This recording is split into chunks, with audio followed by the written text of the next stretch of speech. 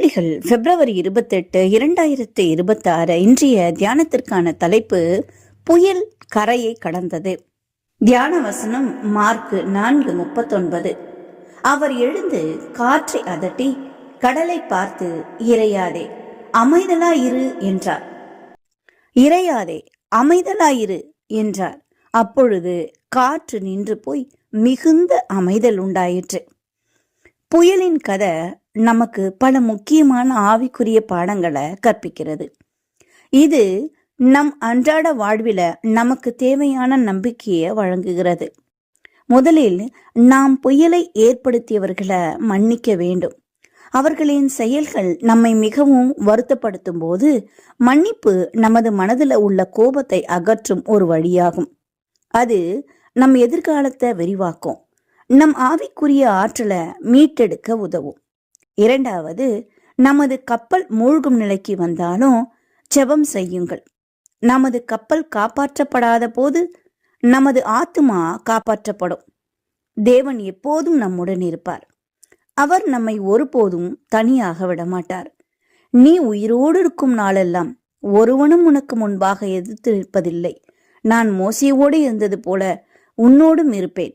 நான் உன்னை விட்டு விலகுவதும் இல்லை, உன்னை கைவிடுவதும் இல்லை என்று யோசுவா 1:5 யோசுவாவுக்கு வாக்களித்த தேவன் நாம் உயிரோடு இருக்கும் நாளெல்லாம் நம்மோடும் இருப்பார். மூன்றாவது, புயலில் இருப்பது நாம் தனிமையில் விடப்பட்டிருக்கிறோம் என்று அர்த்தமல்ல. அவருடைய தேவதூதர்கள் நம்மை சூழ்ந்து நம்மை பாதுகாப்பார்கள். அவர் நம்மை உள்ளங்கைகளில் வரைந்திருக்கிறார். நம்மை தொடுபவர் அவருடைய கண்மணியை தொடுகிறார்கள். நான்காவதாக, தேவன் எப்போதும் அற்புதங்களை செய்வதில்லை. சில சமயங்கள்ல அப்போஸ்தலர் 27 உள்ளதை போல பவுலை போல நாம் கரைக்கு நீந்த வேண்டியிருக்கலாம். ஆனால் அவர் எப்போதும் நம்மை காப்பாற்றுகிறார். ஐந்தாவது, புயலின் போது ஆவிக்குரிய உணவுக்கான நம் பசியை இழக்காதிருக்க வேண்டும். ஜெபத்தில் உறுதியாக இருக்க வேண்டும். தேவனுடன் நெருக்கமாக இருக்க வேண்டும். நாம் ஆவிக்குரிய பசியை இழந்தால் நாம் ஆவிக்குரிய பட்டினியை சந்திப்போம். இது தேவன் மீதான நம்பிக்கையை இழக்க வழிவகுக்கும். ஆறாவது, புயலை எதிர்கொள்ளும் போது இழந்ததை பற்றி கவலைப்படுவதற்கு பதிலாக எஞ்சியதை பற்றி கொள்ள வேண்டும்.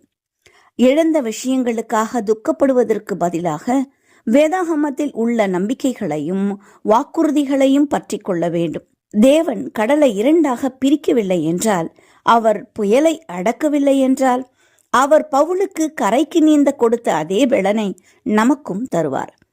கடல் அமைதியானதைப் போல நமது வாழ்க்கையின் அனைத்து பிரச்சனைகளும் அமைதியாய் மாறும். தேவனின் வாக்குறுதிகளை நம்புவோம்.